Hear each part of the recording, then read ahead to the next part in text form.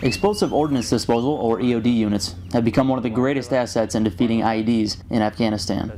As American forces pull out of Iraq and make preparations to pull out of Afghanistan, the tricks of the trade must be passed on to those forces that will remain.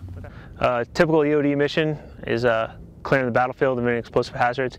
Number one is the IEDs. Mission here in Afghanistan is a little unique for this tour because we're mentoring a ANA EOD platoon, getting them ready to assume responsibility in the battle space so that we could pull U.S. forces and coalition force EOD teams off the front line. When coalition forces pull out, it is soldiers like Staff Sergeant Modir Khan who will continue to keep Afghanistan safe. Before I came to the Afghan National Army, so I saw a lot of the young generation have been killed by IEDs. I saw we do not have an expert EOD operators, so I joined to the Afghan National Army and I picked this field. Today, Staff Sergeant Pereira and his team are running a small group of ANA EOD techs through a practice exercise that will test what they have learned.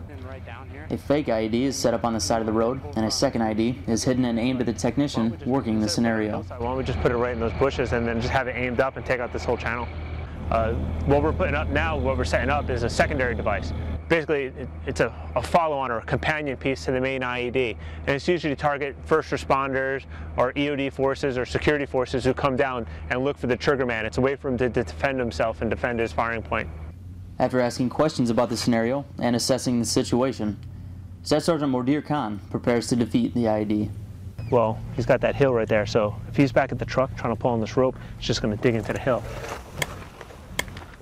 So he sets this up so the rope is unobstructed and he's got straight lines, and then he can aim where that projectile goes to, or whatever he's pulling. He can aim it right back at the stake rather than trying to just drag it up around the hill. So the buzzer you're hearing now, that's the penalty on the secondary. So he did it safely because he did it remotely, but he still functioned the IED. Although the IED was detonated, it was at a safe distance, and the technician gets a pass. Let's go back up the roof. Marine Corporal Kevin Maynard, Kandahar, Afghanistan.